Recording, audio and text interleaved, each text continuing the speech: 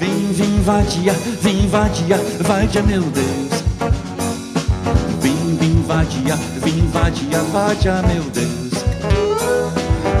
Vem vadia, vadia meu Deus. Vem vadia, vadia meu Deus. Bonito é ter um amigo, bonito é ter um amor, bonito é ter um amigo, tem muito amigo para o bolo. Bonito é ter um amigo, bonito é ter um amor, bonito é ter um amigo, tem muito amigo para o bolo. Bonito é ter um amigo, bonito é ter um amor, bonito é ter um amigo, tem muito amigo para o bolo. Porque se chamavam homens, também se chamavam sonhos. E sonhos não envelhecem. Marcelo Carvalho, músico, saxofonista, produtor, inventor, professor de sax, design de produto formado pela UNA de Belo Horizonte. Sim. Formado em saxofone pela UFMG, formado em eletrônica pelo Cefet, Centro Federal de Educação Tecnológica. Que alegria, então. A alegria é minha, é um prazer estar aqui. Né, nesse nosso podcast Um a Mais. Né? Então, Marcelo, conta um pouquinho para nós sobre a tua trajetória enquanto músico. Vamos começar pelo músico. Vamos lá. Bom, começou muito cedo, né, na minha vida. Eu tinha 3 anos de idade, eu fugia de casa aos 3 anos de idade, deixando minha mãe louca, né? Para ir para uma vendinha que tinha no mesmo quarteirão, né? Minha casa estava aqui, e aqui no quarteirão, assim, seguindo, quase na esquina, tinha uma vendinha, aquelas vendinhas secos e molhados, eu não sei se aqui vocês falam. Isso aqui é universal. Universal, né? Com aquele cheiro, né? Que é aquela mistura de café com bala, com baleiro, né? Você ia lá, comprava meio quilo de café ali com aquele saquinho pardo, né? Colocava o café, pesava e te entregava. E assim era essa vendinha, e o dono era o Bebê. E o Bebê era o apelido dele, ele era clarinetista. Instrumento de sopro. Isso, e ele ficava estudando, né, durante o dia lá na vendinha dele, e eu fugia de casa para ouvi-lo. Ficava lá, então minha mãe, quando eu desaparecia, já sabia que eu estava lá, né, porque bem pequenininho, tinha 3 anos de idade, ouvindo o Bebê tocando clarinete. Então, esse foi o primeiro contato assim, que eu lembro, né, o mais novo, né, com menos idade. E aos 7 para 8 anos eu ganhei uma flauta doce da minha avó, e não largava aquilo, ficava com aquela flauta ali para cima e para baixo, como a gente fala também lá em Minas. E aos 18 anos eu compro o meu primeiro saxofone, ou seja, 39 anos atrás. E aí eu começo a estudar. A gente não tinha escola formal, né? Aceita vinho? Aceita, vamos lá. A gente não tinha escola formal em Belo Horizonte de saxofone, então a gente aprendia com os amigos, aprendia com alguém que tocava na banda. Mas que coragem! Tu compraste um saxofone sem ter esse curso formal na cidade. Era uma necessidade, assim, um desejo de tocar aquilo ali, de ter aquilo ali na vida. Então eu comprei um sax velho, né? Na época a gente não tinha tantos recursos como agora, com esses instrumentos chineses que tem aí. E aí eu fui crescendo ali, aprendendo com um, aprendendo com outro, né? Tocando de ouvido, tentando estudar música do jeito que dava. E passado alguns anos eu já estava tocando na noite, acompanhando músicos, e enfim, já tinha ingressado numa carreira profissional. E chega ali no final da década de 80, início da década de 90, a gente tem o boom do saxofone, que a gente tem como responsável um cara chamado Kennedy. Kennedy, sim. O Kennedy, que era odiado pelo pessoal da música erudita e odiado pelo pessoal do jazz. E quem é que amava o Kennedy? Todo mundo, porque exatamente Sim. isso. Ele tirou o instrumento daquela coisa cult, né? Daquela coisa que vem aí da história do sax. Mas ele trouxe o sax para o mundo pop, para o mundo da música popular e tal. E aí no início da década de 90 a gente tem aí saxofone em quase todas as músicas, né? Sim. Né? Kid de Abelha, Oswaldo Montenegro, eu amava como né? Foi tema de novela. E Guilherme Arantes, né? Rádio Blá, Titãs, Flores, então assim, quase. A gente lembra, a gente todas tem as essa músicas. memória, né, auditiva. Bom, Kid de Abelha, a gente dançava o som do sax. Exatamente. E foi isso. Então, assim, naquele boom do saxofone, tinham poucos instrumentistas, porque a gente não tinha uma escola formadora, né? E tinha o Chiquinho Amaral, o Nivaldo Ornelas, que estava mais ligado ali ao Clube da Esquina. Então, assim, esse caldo aí da música pop, do rock, a gente, né, os saxofonistas da época, assim, tinha muito trabalho, né? Eu viajei o país inteiro, abrindo shows grandes e conheci muita gente. Foi uma época maravilhosa. Isso aí no início de 90. Em meados dos anos 90, a UFMG contrata um saxofonista, um brasileiro que tinha feito mestrado, doutorado em Paris, que é a terra do saxofone, né? Terra do saxofone erudito. E ele tinha ganhado como o melhor saxofonista do mundo. É um concurso internacional que tem lá no Conservatório de Paris, que é o Gilles Florencio.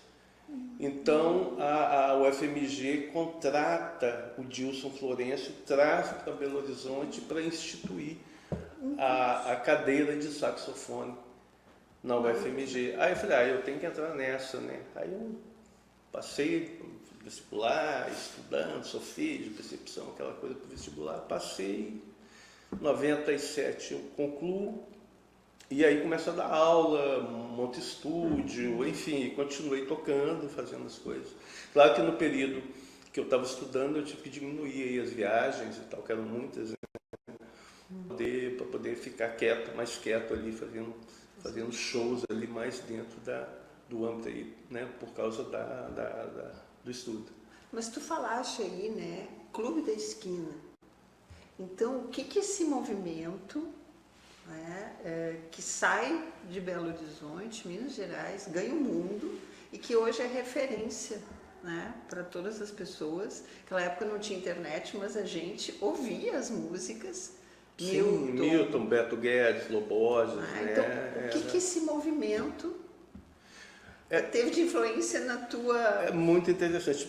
Primeiro que foi um movimento que aconteceu em Belo Horizonte, né? Começou ali. E segundo que eu morava do lado de Santa Teresa, na zona leste de Belo Horizonte. Quem não conhece, é Santa Teresa, Horto, Esplanada, Pompeia. São bairros. São bairros ali. E enfim, era um quarteirão que estava em Santa Teresa, então era praticamente o meu bairro. Alto dos Piolhos. Alto dos Piolhos. Teve esse nome aí, né, essa cunha de Alto dos Piolhos, porque as senhorinhas, né, falavam assim, ali, aquele lugar ali, né, que é a Paraisópolis, onde está o Clube da Esquina, fica aqueles cabeludos, aqueles piolhentos lá. Os cabeludos eram os músicos. Eram os músicos. Aí ganhou esse apelido, assim, de Alto dos Piolhos, né, ali em Santa Teresa. E por que Clube da Esquina? O que é essa esquina, né? Na verdade, Clube da Esquina nunca existiu, né? Sim. O pessoal sentava na rua para tocar, né? Aí a mãe do Lô perguntaram um dia, eles ficam tocando naquele clube deles ali, naquela esquina. É onde o pessoal se reunia e tal. Eu tive oportunidade assim de estar ali. Claro, quando começou eu era bem novo, né? Sim, mas quando eu estava adolescente ali, ainda peguei aquela fase ali. Que coisa maravilhosa isso de se reunir, né, numa esquina e poder trocar música e trocar conversa. Que delícia que é isso. O mineiro tem muito isso. Até hoje, outro dia vendo aqui uma live ao vivo, né? alguém num bar lá de Belo Horizonte, o pessoal tocando, amigos meus tocando, e chegou o Beto Guedes e tocou com eles. Então, assim, o mineiro tem isso, né? Ele senta, gosta de sentar na rua e tocar. O mineiro é muito acolhedor, né? O mineiro, assim, ele tenta fazer com que tudo esteja bem para quem está, né, naquele lugar ali, seja onde for, nas cidades de Minas Gerais, né, essa acolhida de perguntar, afinal, tá bom para ti? Sim, né? sim, o que sim. tu queres mais? Eu acho que é uma característica. Pão de queijo, né? Pãozinho de queijo, né? Pois é, e tem alguma coisa, então, assim, que tu destacaria, uma vivência, né, em que essa arte, né, de levar a música, enfim, uma vivência que te tocou, né? Sempre toca, mas assim, uma vivência. Olha, tem uma passagem assim, muito interessante que me aconteceu. Uma vez eu estava tocando numa região lá de Nova Lima, que é do lado de Belo Horizonte ali, uma região mais fria, assim, tem muitos condomínios fechados e tal, então tem muitas pousadas também. E eu estava tocando numa pousada lá, e era um show assim, bem intimista, né, com muitos casais e tal. E tinha uma pessoa, tinha um casal, e no caso era o rapaz ali desse casal, que ele parecia que não estava gostando. Porque a gente sempre está tocando, dá uma olhada no público, ainda mais se é um público menor e tal, você consegue, né, ter uma interação maior. E ele me pareceu que não estava gostando, com a cara fechada, e abaixava a cabeça e fazia assim. E falei, esse cara não está curtindo o som, né? Coisa difícil de acontecer, mas para mim tinha acontecido ali naquele momento. Aí, no final ali, né, do evento ali, a gente, né, tá guardando os instrumentos e tá tomando um vinho, conversa com um, conversa com o outro, né? Esse rapaz vem chegando assim, eu penso, ele vai reclamar, vai falar que não gostou, alguma coisa, né? Aí ele para assim na minha frente e fala assim, cara, eu queria te dizer uma coisa. Eu falei, sim. Eu estava ali ouvindo a música e eu não sei, aconteceu alguma coisa que desatou um nó dentro de mim. Aí eu falei, tá, eu nem sabia o que dizer para ele, porque, né, falar o quê, né? Falei, que legal e tal. Ele falou, eu queria agradecer. Então, ou seja, na verdade, não é que ele não estava gostando, é que estava rolando alguma coisa ali com ele. Que a música e o sax, né, tem essa peculiaridade de entrar sem pedir licença. Sim. Vibra e há um estranhamento, principalmente aos desavisados em relação à arte, e às vezes a pessoa que é tocada pode até achar que não gostou porque entrou sem pedir licença. Entra e a gente, o artista, né, a gente está sempre procurando alguma coisa, né, buscando alguma coisa, e nessa nossa busca, isso entra na busca do outro também. Então, o outro é tocado e a gente nem se dá conta, né? Aquilo acontece e o saxofone é um instrumento muito vibrante, né? É um metal ali, ele ele vibra muito. Aham. E nós somos 70% água, né? Então essa vibração ela entra, não tem como pedir. A gente, quando está na barriga da mãe, né? A primeira coisa que nos toca é o som, justamente porque Essas vibrações, né? da voz. Aliás, o sax, né? Se pudesse falar um pouquinho deste instrumento, do que ele é feito, ele é parecido com o quê? Assim, contar um pouquinho até da história desse instrumento. Bom, o saxofone ele é um instrumento recente, né? Ele nasceu ali no final do século XIX, né? Ou seja, enquanto a flauta já tinha 2000 anos de existência. Sim, ele é.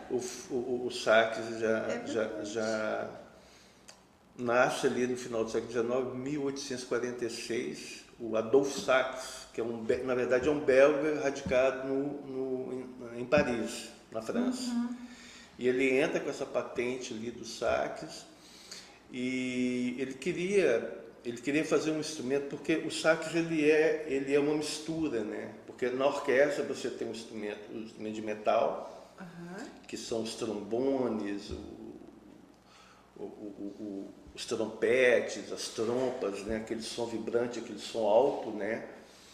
E você também tem os instrumentos das madeiras, que são aqueles que têm a palheta, que é o oboé, o clarinete, né?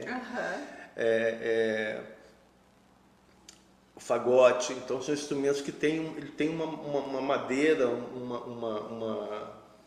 uma madeira na ponta, uma palheta, né, de bambu ali na ponta, que é soprado e aquilo ali cria uma vibração e aquilo vai pelo tubo, né? Então ele misturou dois instrumentos, duas famílias, na verdade, né? Ele misturou a família dos metais com a família das madeiras e criou um instrumento bem peculiar. Quando que a gente ia pensar que um sax tem madeira? Tem madeira na ponta ali. Então ele tem essa coisa vibrante do metal, mas tem a doçura da madeira, né? Que ali, então, é um instrumento que mais se assemelha à voz humana, né? O timbre do saxofone mais se assemelha à voz humana. Primeiro o sax, depois o violoncelo. Tanto é que a família do saxofone segue a mesma, o tenor, contralto, soprano, a mesma família do canto coral, né? Olha só que interessante. E qual é a história desse instrumento? Ele nasceu ali, né, na Europa, né? E a ideia do Adolphe Sax era levar esse instrumento para as orquestras. Mas não é muito contado, ele não conseguiu muito, ele não teve muito sucesso ali. Naquele início, o saxofone não foi aceito, a princípio não foi aceito. Então, alguns... né, foi excluído da orquestra. ele não foi aceito ali, porque foi visto com desconfiança, né? Que instrumento é esse? Coisas novas. Né? Nós já temos aqui, né? Temos as madeiras, temos as cordas, temos, né? Já para que, né? Que é isso aí? Então, não aceitaram Olha muito. que interessante, né? E aí, logo passado alguns anos, é claro que isso aí alguns compositores escreveram, né, para sax e tal. O sax foi levado para os Estados Unidos também. E aí foi na época ali, né, do início do século XX, final do século XX, foi levado para os Estados Unidos para ser vendido para as bandas marciais, banda de exército, aeronáutica. E isso aí casou com o nascimento do jazz, né? O jazz já vinha sendo gestado ali desde a época dos spirituals, né? O que são os spirituals? Os spirituals são cantos, lamentos, né? Que ainda na época da escravatura, os escravos cantavam, né? São melodias, cantavam para aguentar, suportar ali aquele e o jazz trabalho, né? O nascimento, sim, começou nos spirituals, né? As igrejas gospel, né? Vem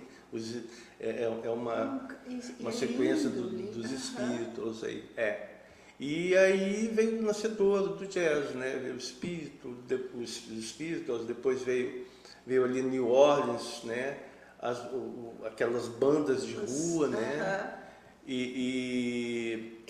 O contraponto também que existiam os bailes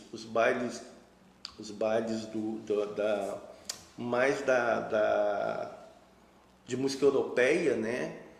E aí os negros fizeram os bailes deles, então nasceu ali de uma exclusão também, né? Também de uma exclusão. E ali fizeram mais bonito ainda. Exatamente, fizeram, e ali, né, ali nasceu o ragtime, que depois foi... O pessoal também curtiu, também do outro lado curtiu também. E foi crescendo, e um grande marco foi ali em New Orleans, que aquela banda de rua, aquela música de New Orleans, a gente vê muito nos filmes, né? Quem visita até hoje eles... O que acontece? Os caras começaram a improvisar. Enquanto você tem a música europeia toda certinha, as partituras, né? Bach, Beethoven e tal, que é lindo também, Mozart, tal, que se segue aquela partitura, as dinâmicas. Ali eles começam a tocar e a improvisar em cima. E aí vem o jazz, né? O jazz nasce disso aí. Que é a espontaneidade, o improviso, né? E o sax está sempre, né? Ele participou dessa história aí, né? É uma representatividade, né? Uma voz. Né? Não é à toa que o sax está ligado ao jazz, né? Isso que aparece, que bota para fora, né? É um grito, né? É um lamento. É um lamento, é um grito. Isso é maravilhoso. Né? Aí tem toda essa ideia, né, de ser um instrumento parecido com a voz, né? Que grita, que sussurra às vezes, enfim. Mas é um instrumento muito versátil, né? Sim. E hoje tu dá aula de sax. Tu és produtor e inventor. Sim, vamos por partes. Vamos por partes. Eu dou aula de sax, logo quando eu formei, eu já comecei a dar aula. Trabalho as duas escolas, que hoje se tem duas grandes escolas de saxofone. A escola europeia, a escola francesa e a escola americana. Né? Eu trabalho as duas com os meus alunos. No início eu trabalho a escola francesa porque ela te dá técnica, né? Mas depois a gente vai para a americana. Que esse som que a gente ouve aí, no rádio, né? Na internet, tocando, é o som da escola americana. Né? Mas tu achas que tem essa influência do jazz, inclusive? Tem lugar para esse improviso, a escola americana? Sim. Prevê isso.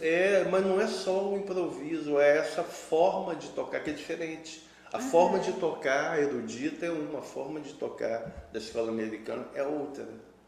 Que maravilha que é isso, né? O quanto um instrumento, tocar um instrumento, ensinar um instrumento tem a ver, né, com um lugar no social que diz respeito, no caso do sax e também no jeito de tocar, a uma resistência esperançosa, né, de se colocar as coisas em algum outro lugar que não só dentro de si. Isso é muito interessante. Mas assim, né, nosso tempo, às vezes não. O que é esse lugar de inventor?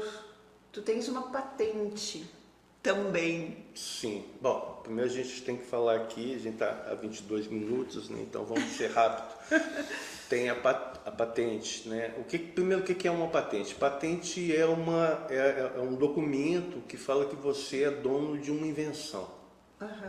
Né? Então, vamos supor, você inventou aqui uma tampa de garrafa térmica.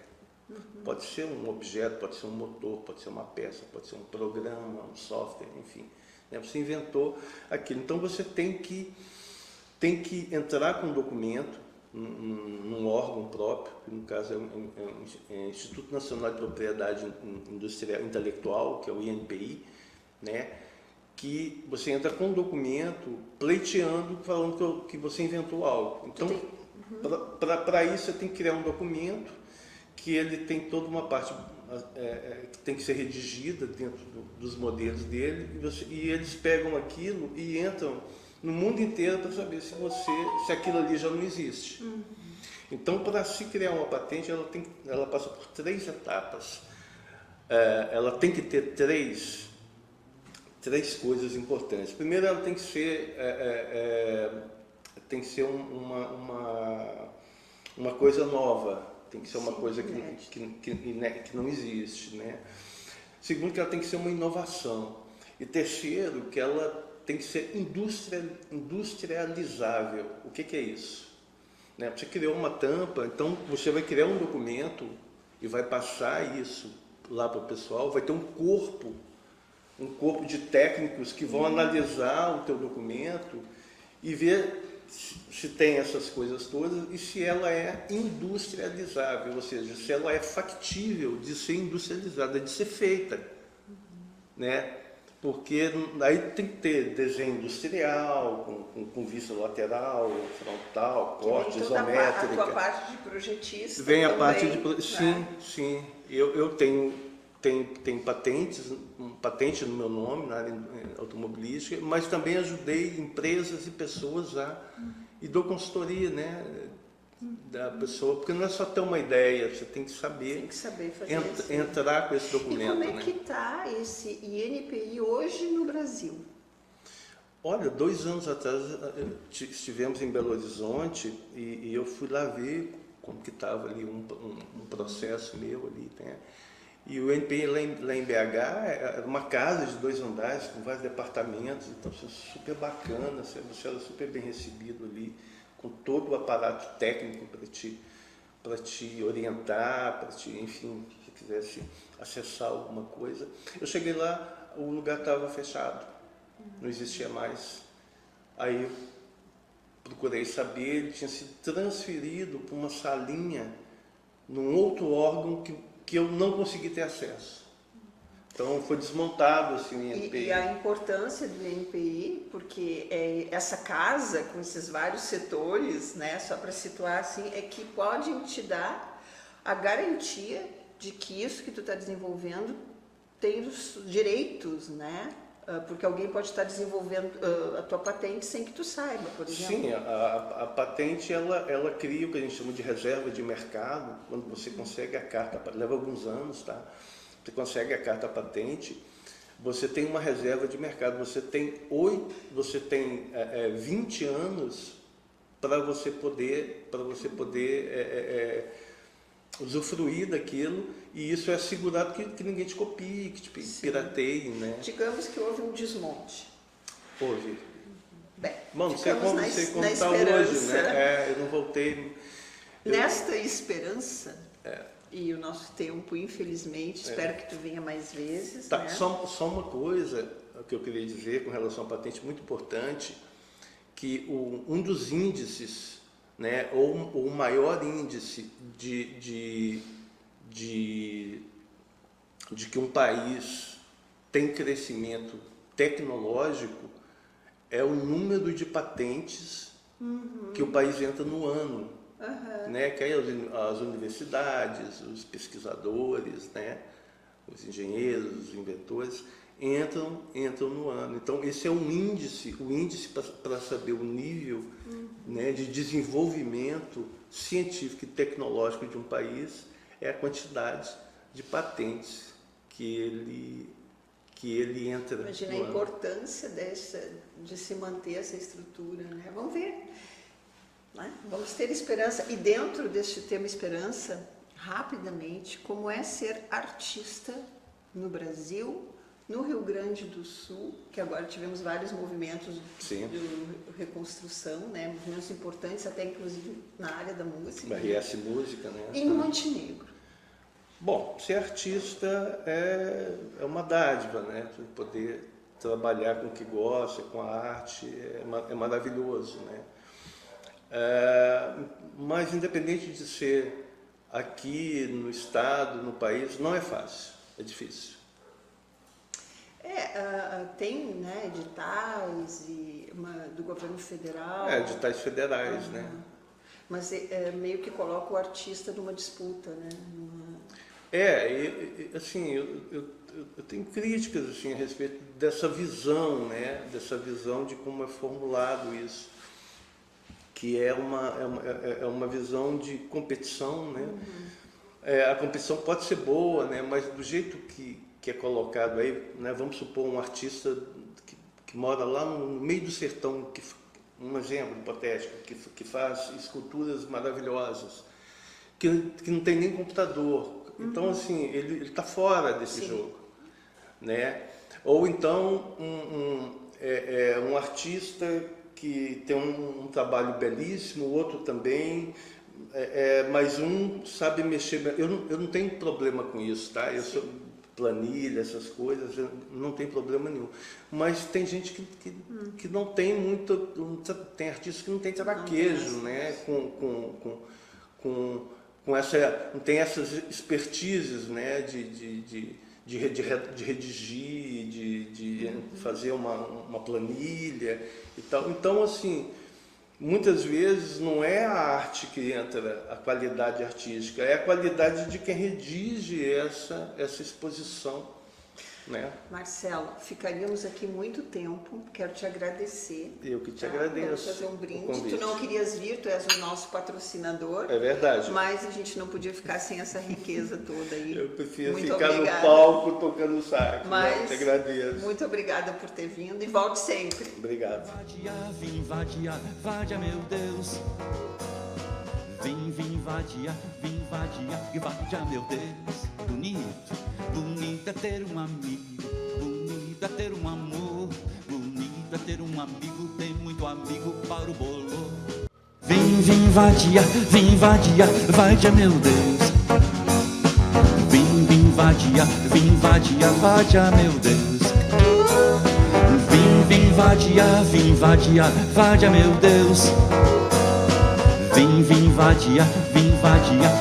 meu Deus. Bonito é ter um amigo, bonito é ter um amor, bonito é ter um amigo, tem muito amigo para o bolo.